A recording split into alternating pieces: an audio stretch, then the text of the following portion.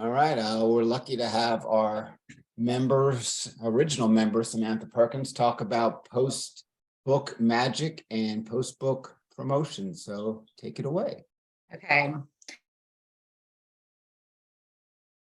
I'm sorry. Okay. There we go. Okay, so I'll just introduce myself, Samantha Perkins. I was one of the, I think, first members or one of the first group members of the Inner Circle. I joined every day for what felt like years, all through COVID. And then for another year after, I actually finished my book during Inner Circle. It was a great support that I needed to kind of like have that daily writing routine. And so I'm happy to be back. It's been a while. And I am the author of my memoir, which is called Alive AF, One Anxious Mom's Journey to Becoming Alcohol-Free. And I am I guess, co-author, or I have an essay published in the Epiphanies Project and also in a book called Boy Moms, which was done by Kara Forney. And so I also I write a blog. It's called Alive AF, and I write weekly posts, or did for years, write weekly posts there. And then I've had some essays published and some other publications and articles and stuff. So I have a little bit of experience in writing and marketing and kind of post book momentum is kind of what I call it. And one of the things I really remember sticking out, I did a little podcast interview with Anna David, and it was about 2 months or maybe 3 months after my book had launched.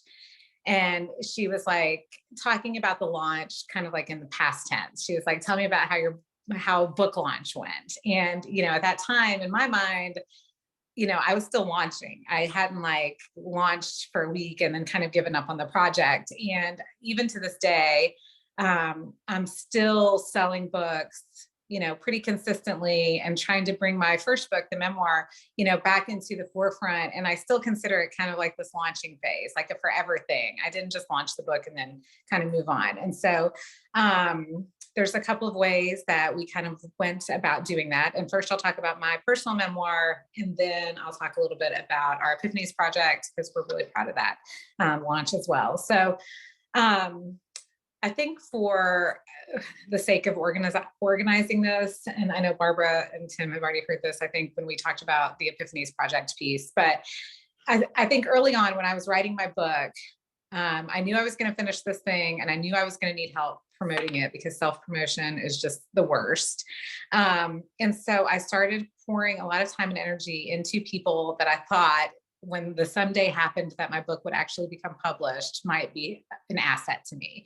And so I didn't do this like in a sleazy, schemy way. I really just found people that I liked, both in person and on social media.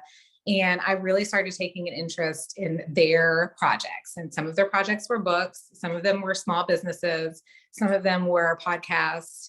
And I spent a lot of time and effort, listening, liking, sharing, writing reviews. I just mentioned a minute ago, I joined everybody's advanced reader team that I could, because I knew that I was going to need to ask them a favor later on. And so, I think that a lot of the post-book promotion came from kind of that authentic startup, which was just like knowing that we need each other when we're trying to sell something or trying to market something. And so I really wanted to pour into the things that I already liked. I wasn't like going out there and finding things, but things that I was already really interested in, and then just doing the effort that it takes to like leave someone a review. Even if you order something online, like Etsy, for example, I would write them a review and tell people about it, because I knew that maybe that person might buy my book and one day do the same thing. And so that's just a really important piece, I think, in kind of wrapping your head around what you're going to be asking, because what you are asking post your book is for a lot of favors. You're asking people to share about it, to talk about it, to invite you to things, to post about it, and to review about it. And you just cannot do that from a blank slate without pouring into other people first. One of the things that I did was, a lot of this was around social media, like joining Facebook groups where I would, comment and be a part of the conversation.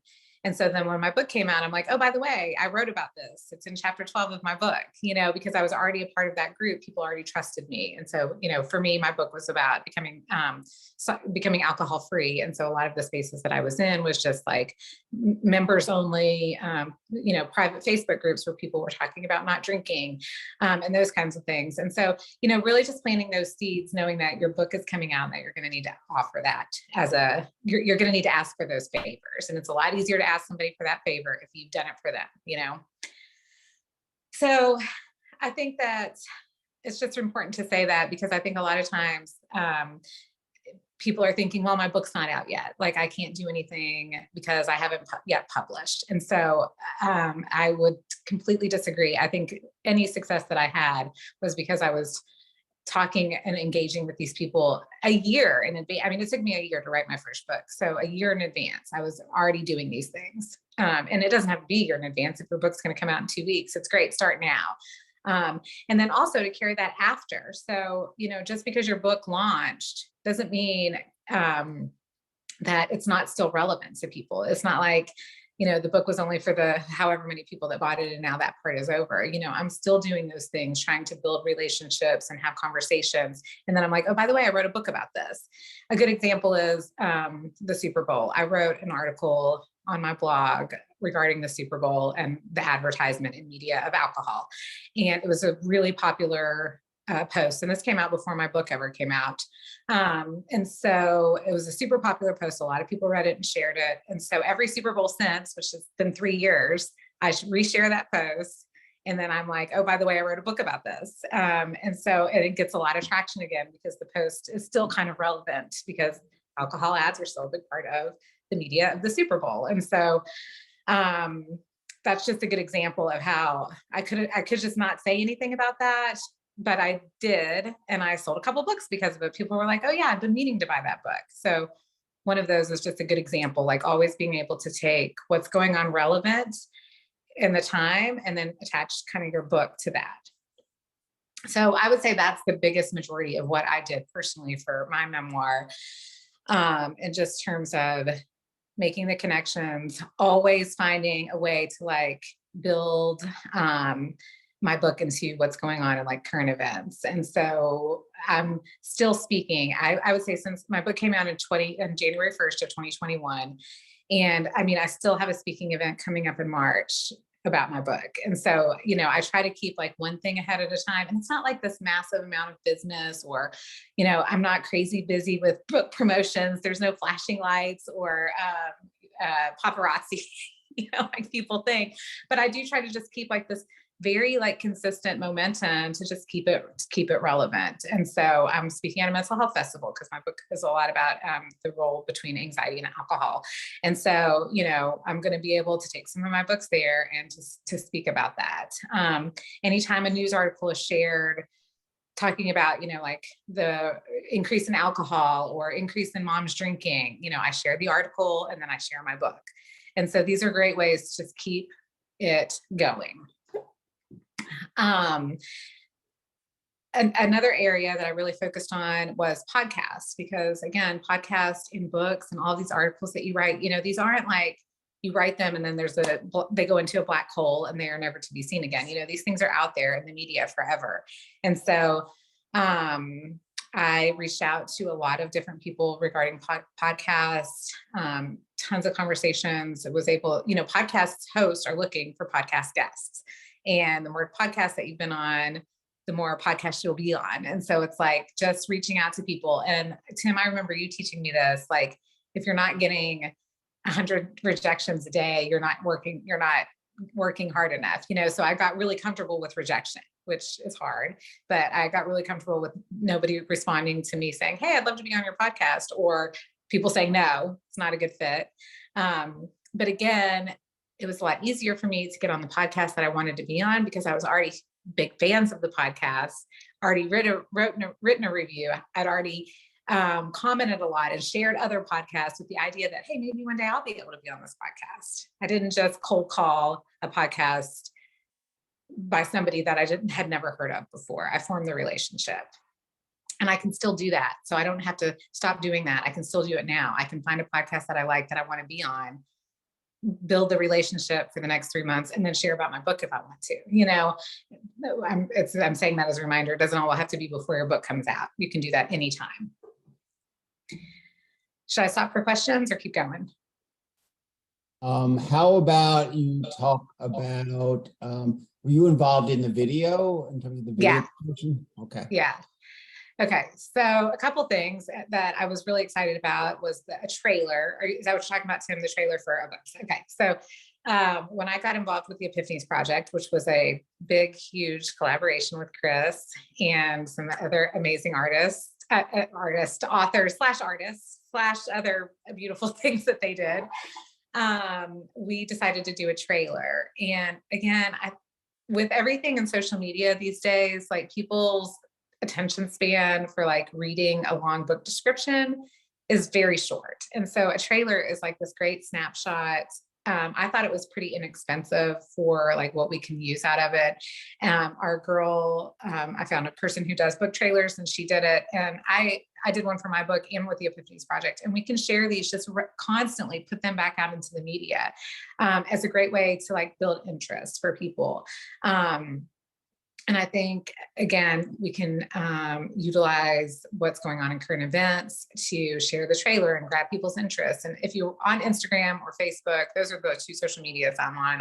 I can't do the rest, but video is like a huge piece. And people, I think our brains are kind of, I guess we're like have an eye in for video now. And so a trailer is a really big piece in helping promote the book. And I think it can be something inexpensive. Again, it's something that you have forever. You can share it pretty regularly. I think the thing is, I think it's something like 9 times, like you have to share something 9 times before anybody ever, before it clicks for people. And so when you're sharing about your book, you might be thinking that you're oversharing. And I felt like this, like, oh my gosh, like, how can I possibly share about my book again? That's all I ever talk about.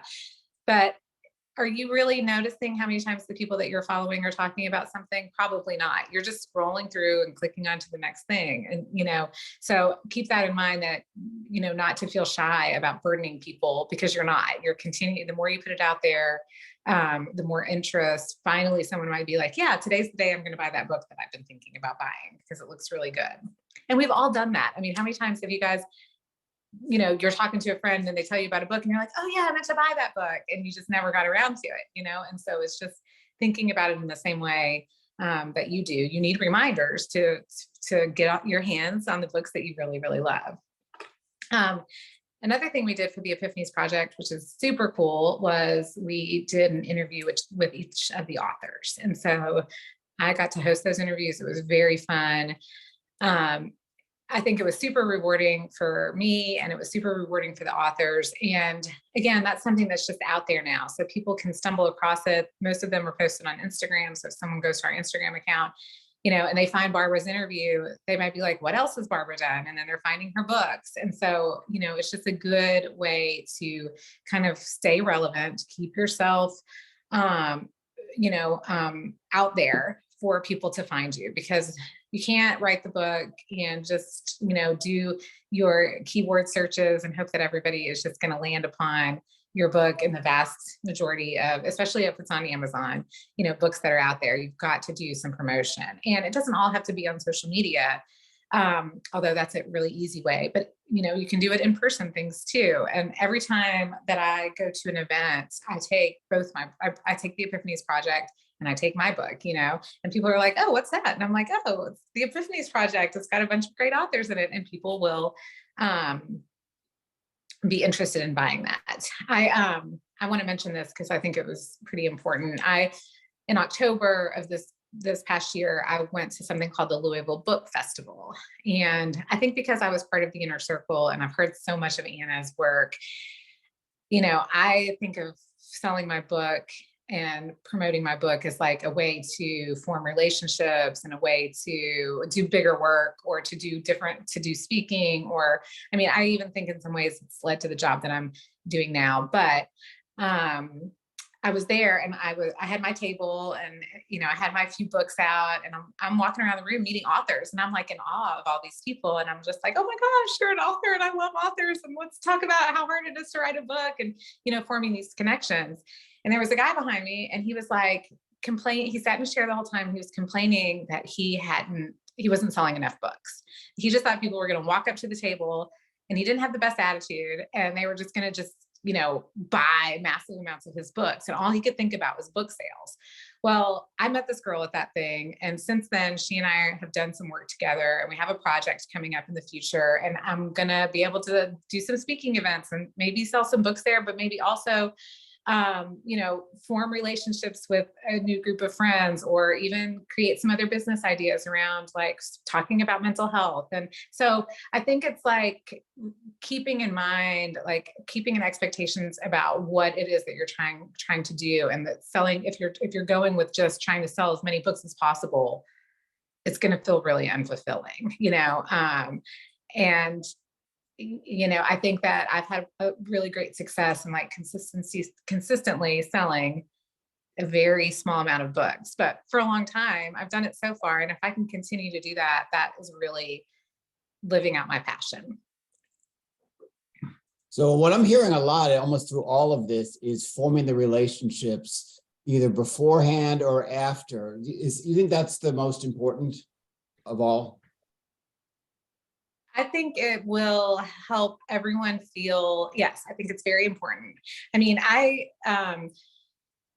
one example is I followed this girl on Instagram. I loved her writing and her work. She really was like a motivator for me to stop drinking. And so I quoted one of her quotes in my book, and then I mailed her my book. She posted about my book, and on that day I sold like 76 books. And so yes, if you're trying to sell books or form relationships, it's going to work. But that was a really authentic thing that happened. It wasn't like, a random stranger, it felt good. Like I felt good about writing about her. She felt good about sharing it. And so again, maybe this is too touchy-feely for everyone, but yes, I do think relationship building is really going to help you sell and continue to move on, because the more people you meet, again, like I built relationships, and I'm still doing speaking and selling books in a month from now. And my book came out 2 years ago, and so I think that speaks a lot to like how you can keep the book relevant if that's what you want to do with it. Now, when you first conceived of writing a book, did you have this promotional skill set, or did you learn as you went and, suddenly I consider you an expert?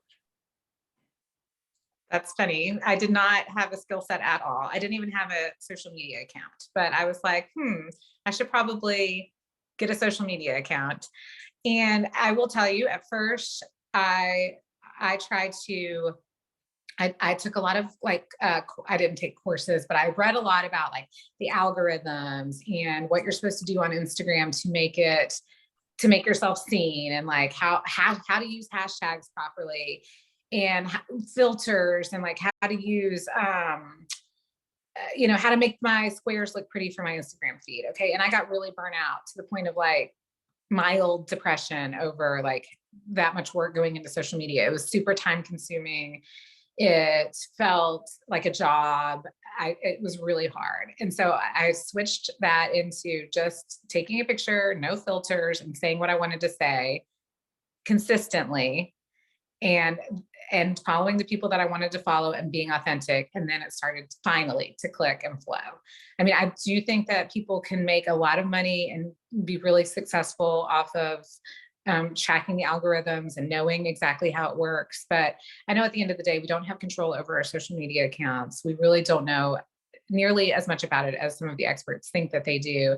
And so I think for me, the most important thing I wanted to do was draw in people who could relate to me and that I would want to, be friends with in real life. And so do it the way that feels good, because you're not going to be able to be consistent about the social media thing if you don't feel good about it. It's going to feel draining, and then you're going to quit, and then the whole thing just goes down the drain. Thank you for that. Everything you just said about social media, because that's how I felt. And I have a question, but I just wanted to thank you for that first, because it's true. I mean, I did all that too, and I hated it. I hated trying to learn all that stuff. I got depressed. I was like, screw this. But now I'm just myself, and I do exactly what you're saying, and I'm meeting people. I'm on TikTok, and that is not good. That I had such a great thing going, And now it's totally ruined by, well, I won't take up our time on that. But my question for you is on getting on podcasts. Last year I joined, I think it's called podcastguest.com, and I had to pay. And every week I get opportunities to pitch myself or people come to me. And I'm just wondering, it's going to renew soon. And I'm like, do I really need to do that? Or can I go out and find podcasts on my own? And it sounds like that's what you did. You found people. I found people, and they weren't like, they didn't have the most massive podcast following, but some of being on podcasts, and this is important, isn't about how many people are going to listen to the podcast, but it's just to be like, hey, I am relevant. I was on another podcast. And people out there don't know, they're like, oh, cool. She was on a podcast. She must be, really good at this author thing, because they've not been on a podcast yet. Yeah. Okay. So I do think it's like finding the balance with that. It'd be great to hit it on a really big podcast and have that podcast, go viral or whatever. But also it'd be great to just, if you know any people who are just like getting started or, in your town, just podcasts that you listen to, Yeah. just saying, I'd love to be on your podcast if you ever want to talk about it. I think that's That's important. great. Yeah, that helps. That saves me money right there. Yeah, for sure.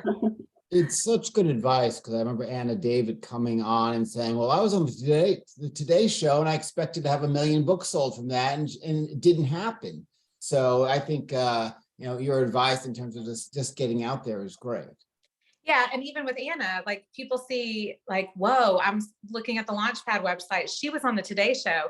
No one knows how many books she sold from that, and on my website, I have like this, whole thing of all this like media that I've done. And some of it, maybe no one listened to it. I don't know, but it's on there to show that like, this is one of my skill sets. I can do podcasts, and so I think that's the most important thing is, again, like not looking for, and I can't tell you how many classes I've taught, because I do teach some classes where I, like, for example, and this is just another post-marketing, I reached out at the beginning of the year. There's like a local grocery store here that does like yoga retreats or whatever. And I'm like, hey, would you like to teach a class on how to become alcohol free? And I wrote I wrote a training. It's called, I have a couple trainings, but one is like, is alcohol affecting your mental health?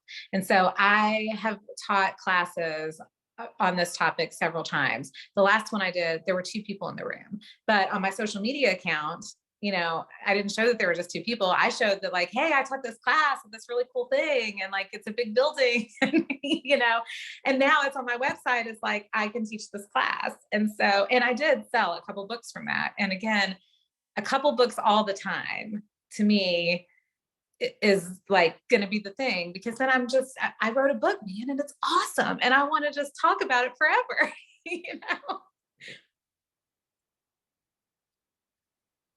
Anyone else have a question? Go ahead, Paula. So, Paula. hi, Samantha. It's been a minute. It's good to see you. You too. So, how do you find out what sources have you used to determine the people that hire for like speaking gigs, those types of things? Okay, great question. So I have a friend, and this is helpful, who is in the mental health kind of realm. Right. And so she has people coming to her all the time asking her, hey, do you have anybody that could come and speak on this topic? And then really, once I did the first one, then I meet somebody there who's like, hey, I'd love to have you come and talk about this with such and such. And I'm like, sure. And then I do the next one, and then I meet someone there. So it's like the more speaking that you have, the more speaking that you get. I was lucky in that the town that I live in has a TED Talk. And so I was able to do a TED Talk, and that was a couple of years ago, or 1 year ago, actually. And so that also helps with like a little bit of my, I guess, credentials. But like I said, I started out by creating kind of this like course. And then some of the things I taught on Zoom, like I don't know what you have, but here's some of the things, like the local grocery store. There's a place here called Level Up Louisville. And it's basically people go and teach how to do photography. They go and teach you how to decorate cookies. I signed up to do one on, alcohol free. You could even do one on writing. If you are an author, you could do one on starting a journal practice. So like find things like that where people are already signing up. And you charge everybody $10. You're not trying to make $1 million at first. And then, hopefully it's for an hour long. And then from there, people are like, oh man, my mom has this thing and she'd love for you to be a part of this. Can I put you in contact with her? So I have never, and this is what I want people to hear and people don't see on like the other side of the social media. No one has ever, not one time, randomly called me and been like, hey, Samantha, I think you're great at what you do. Would you want to come and speak here? It is always me telling them, hey, I'd love to speak there if you ever have a chance, or me signing up. And so I think a lot of times authors are like, and I did at first too, I'm like, after the TED Talk especially, I'm like, well, I just did a TED Talk, we better hold the phones tomorrow. People are going to be calling me all day asking me to come and speak, and they've never. So anything is always me just putting myself out there. Like there's a mental health festival coming up here in May, and I've already reached out to them and I'm like, I'd love to speak at the mental health festival. And, they signed me up for a, forum that I can do. And because I took the time, and it was very little time, and Polly, you could easily do this with your story and your book. I mean, come up with a topic and kind of like finagle the title just a tad to meet each person's needs. Same with you, Barbara. So, Especially.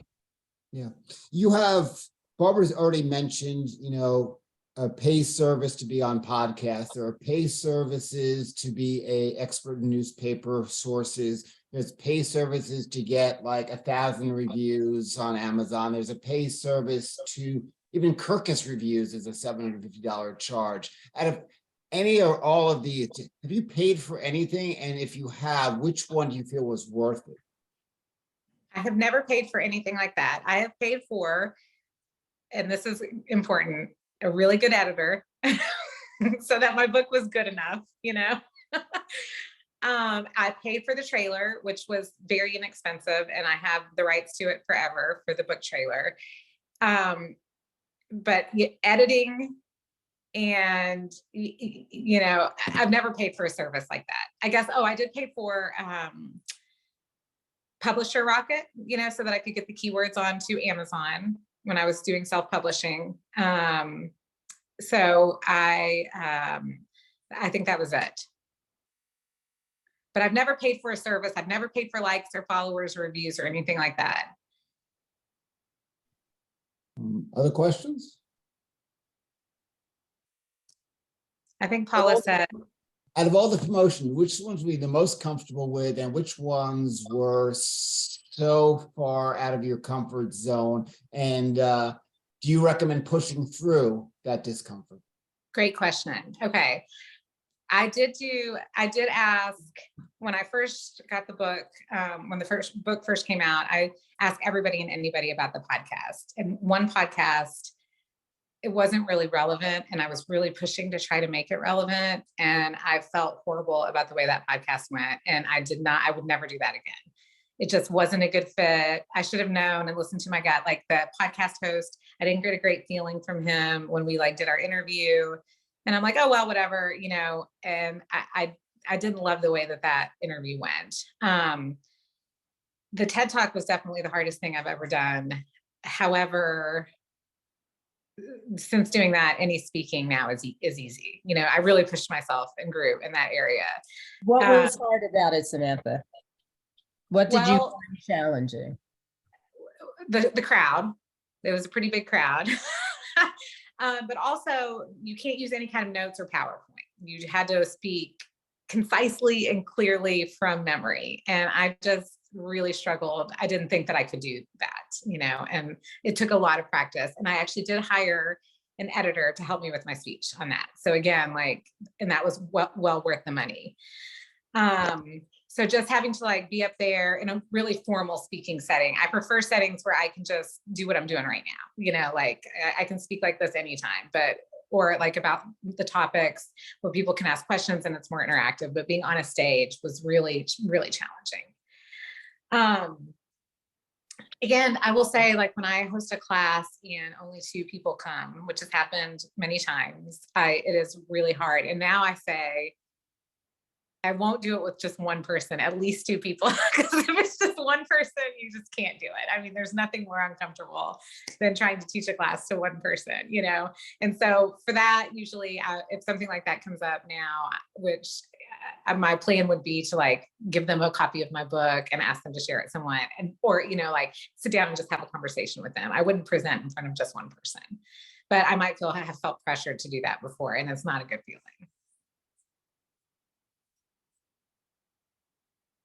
I have a question. By the way, hi, Samantha. Hi. Sorry I was late to some work stuff.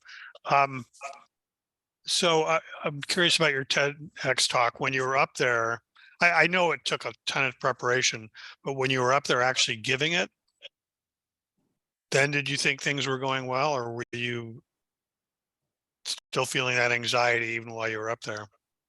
I was feeling the anxiety. I mean, I was like blacked out with anxiety. Like full body sweating, shaking from head to toe. I mean, it was really, really hard for me, but I'm also super anxious person. So, you know, I wanted it to be, and I'm a perfectionist. So it wasn't just the TED Talk. It like really brought out all of my insecurities. You know, it was hard. It was really hard, but well worth it. So well, you did so well. Thank you, Barbara. Are you allowed, when you get up in front of a TEDx audience, are you allowed to like acknowledge your feelings about being up there, or is it just not really? It's go ahead. That's part of the issue with that. It's very structured. There are a lot of rules. And so that is what I didn't like about it, because I would normally get up and address that and be like, I'm sorry if I'm making uncomfortable with my sweating and shaking, you know, but there's no time for that. I mean, I had a clock in front of me clicking down the seconds, you know, so then you're worried about your time. Am I going over? It was just a lot of stress. How much time was this TEDx? Mine was 7 minutes. Only 7 minutes? Yes. And I want to see all the stuff. It would have felt like about 7 hours. Where can we find your TEDx? So Paula wants to see that and the trailer. Can I share here, I wonder? Yes, if he gives you rights. Let's see. Sure. Just a quick question or a quick observation while I set that up. You can now, but a quick observation is, even though the room was crowded, I wasn't in the room, but I was able to see the photo you posted at the TEDx, you standing in front of the crowd, and that was good enough for me. I didn't even have to hear one word. Yeah, well, and I think Anna talks about this too, like a TEDx talk, which all of you can do, all of you are relevant and should pursue it, all of you. It does give like this, you know, people know what it is. So it is like a little bit of a, I don't know, I guess credentials, you know, it gives you a little bit of street cred, I guess, if you've done a TEDx talk. But, you know, again, I will just say that I assumed, much like everything all of us feel like writing books, we think that these things are going to happen. And then, you know, I don't know how much of my book sales or how much of my work came directly from the TEDx talk, you know, and so I didn't get that, you know, the paparazzi weren't standing outside my door the next morning. You know, I didn't get, you know, I guess the high was doing the talk, not the after. And so I do encourage, and I'm happy to always, on a side note, talk to anybody about it. And I know Anna talks about this a lot, that she, you know, gets a lot of credit from having done TED Talks. And even though they're not even really that relevant to what she does now, but it was a big thing. So Count me in. Okay, awesome. The one that is here in my town, you know, I live in Louisville, Kentucky. And so if anybody wants to travel here, I could put in a good referral for you. I'll share maybe, I don't know how to share my screen to do the trailers, but can I share them in the Facebook group, Tim?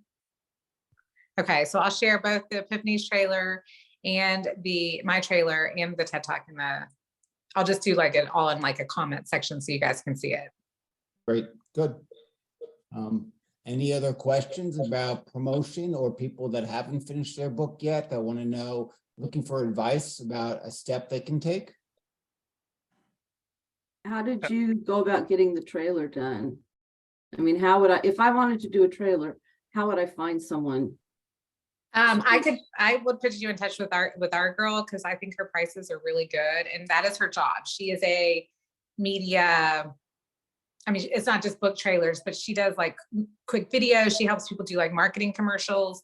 And so I kind of went to her with what I had in mind, because I had something in I mind. love it. I love the Epiphanies one. I think Yeah, it's me really too. great. Yeah. And then she just Everything about it, the look, the sound, the Yeah. voice. I like it too. And Heidi, of course, did the voice of that trailer, which was awesome, because Heidi has the perfect voice for that. So Cool.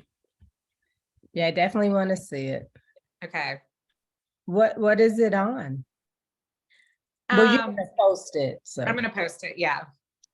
I think Peter was about to ask a question. Yeah, and Samantha, hi, and I'm so sorry I'm late. And you may have already addressed this, and I'm going to listen to the recording, but I'm curious on the social media front, whether you use any kind of tool to post to social media, if you like have a plan and if you time things, if you do it out ahead, or is it all spontaneous?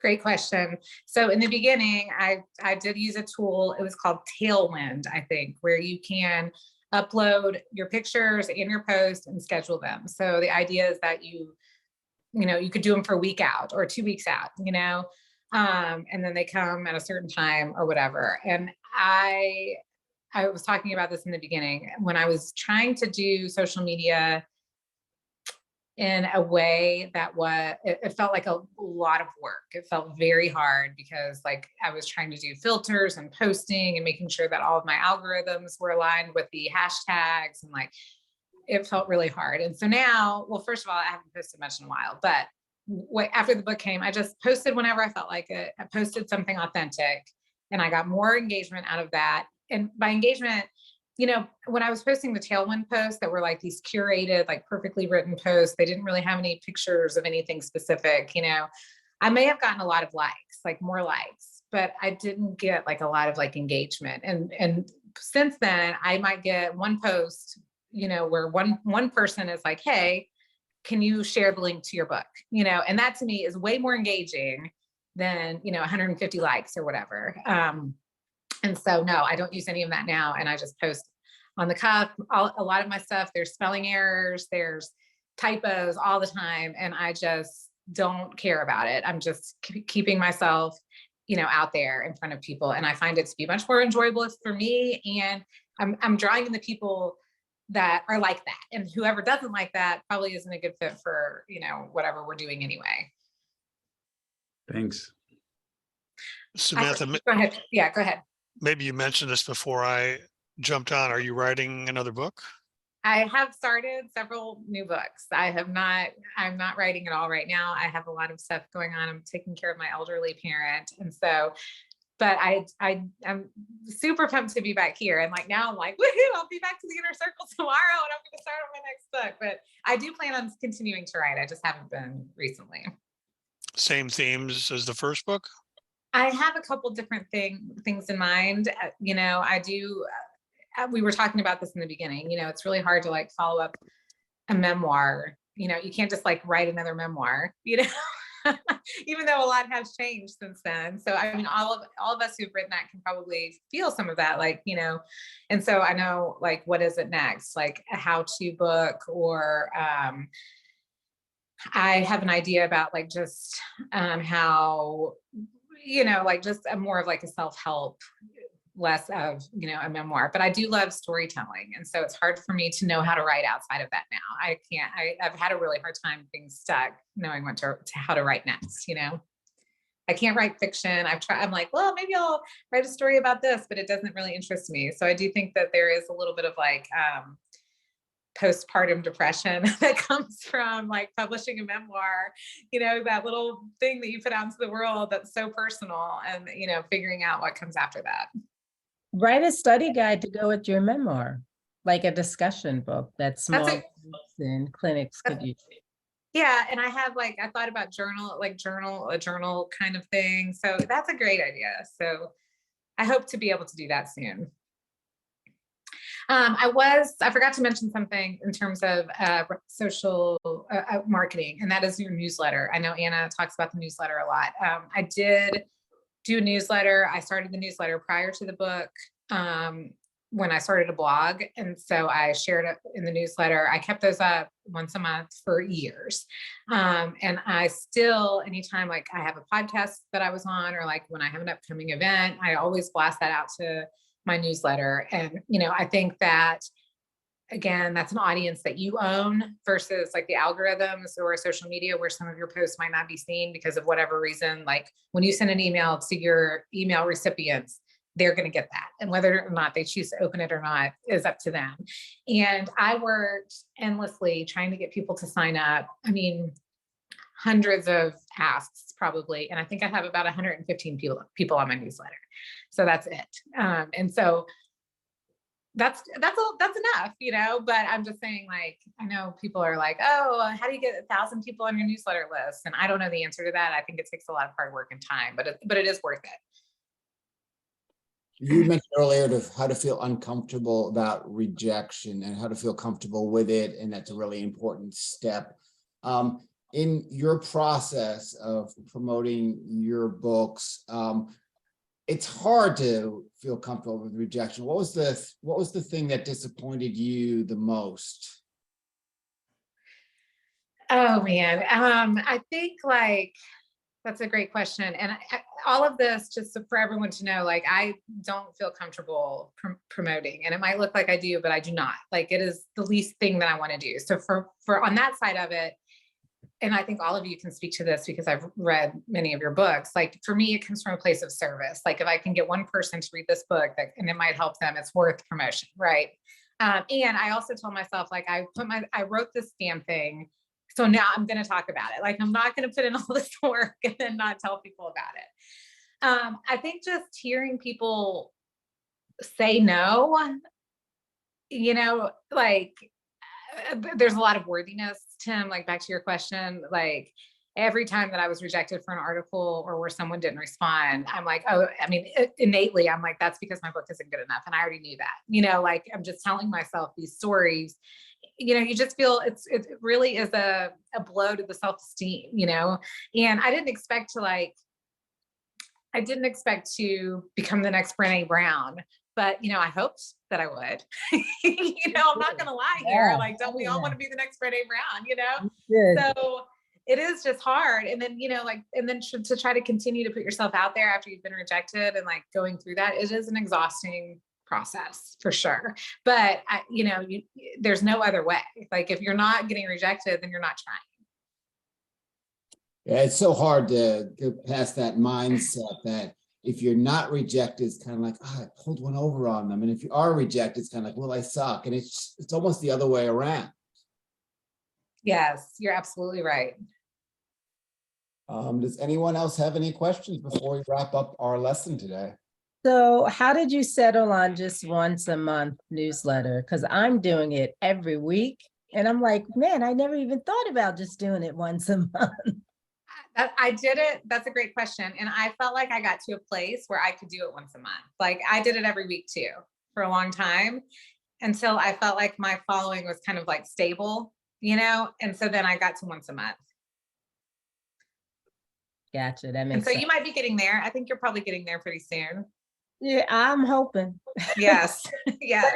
I mean, my newsletters, I average about 45%, 48% that open, which is good. And my email is like up to 750 people. So that's incredible. Yeah. And that's a huge return. I mean, huge. I think Anna gave stats on this one time and it was like 10% of emails are opened or something. Like they've always been higher. But I think it's because the audience is my audience. You know what I mean? People sign up at conferences and things like that. So it's the target audience.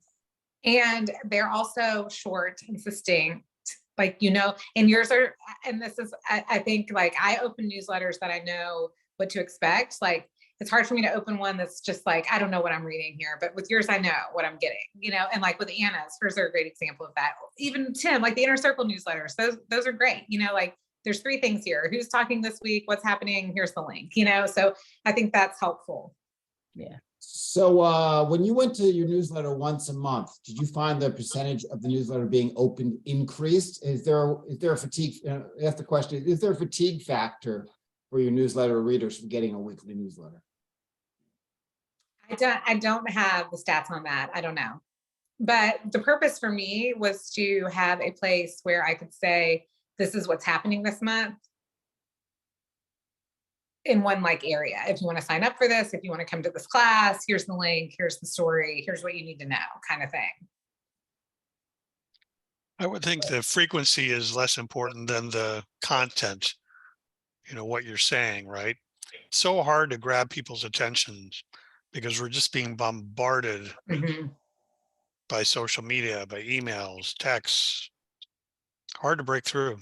It is. And I mean, I signed up for something just 2 days ago. It was this site that I love. I ordered a t-shirt for them. I signed up for their newsletter and they sent me like 4 newsletters like already. It's only been like 3 days and I just unsubscribed immediately. And I love Right. their work and I'm going to read it, but I can't have all that in my email. So it is like a, you know, it is a hard balance. Sometimes I think less is more, right? Yeah. I think Yeah, it could I be for think sure. so. And then, you know, yeah, if your stuff is high quality, then when you get it out there, people are like, wow, I want to see what he has to say. I haven't heard from him in a while, you know? Or it's just a really hard balance. It is. And I think that's why it's important to keep it like you're not relying on one source. You know, like I get a little bit done with my newsletter, a little bit done with my social media, a little bit done with my in-person stuff, you know, instead of just like spending all of your time and energy in this one spot that might not have a big return at all. I can ask you this offline, but back to the TEDx. I started applying a couple months ago and I realized, oh my God, this is crazy. The application process, because it's so different. Do you have a connection at the one that where I you think I gave the do. TEDx? Yeah, I can help you with that. Okay. Yeah. I'll email you. And you too, Paula. Again, relationships and connections. Yes, yes, yes. Here they are. They go a long way in the writing world, and meeting other writers and meeting other promoters. And, you know, it is a writing community where writers help one another. And that's the way it always should be. I agree 100%. And that's why, like, the advanced reader team situation, again, like write reviews of the books that you love. Tell people you'd love to be on their advanced reader teams. I mean, just give back to the writing community because you know it's so hard. And all of us probably think like, oh, that author must have it easy. They are with the big publisher and they whatever, but they don't, you know, they don't. And so just giving back, I think, will give back to you. It is. It's a reciprocated, you know, gift. All right. What a great, time just flew by. What a great lesson that you gave us, and wonderful stuff. And you know, I almost want to make, usually I have this link private for Inner Circle people. I almost want to make this a public YouTube, and unless you want it yourself, Samantha, and want to use it for yourself, but like I'm not signing a release form. you don't need one. I'm just gonna do it. We'll pixelate your face. Yeah, put the black bar in front of my face. Yeah, that'd be And great. maybe change your name to Joe Christopher. I've missed you guys. This is awesome.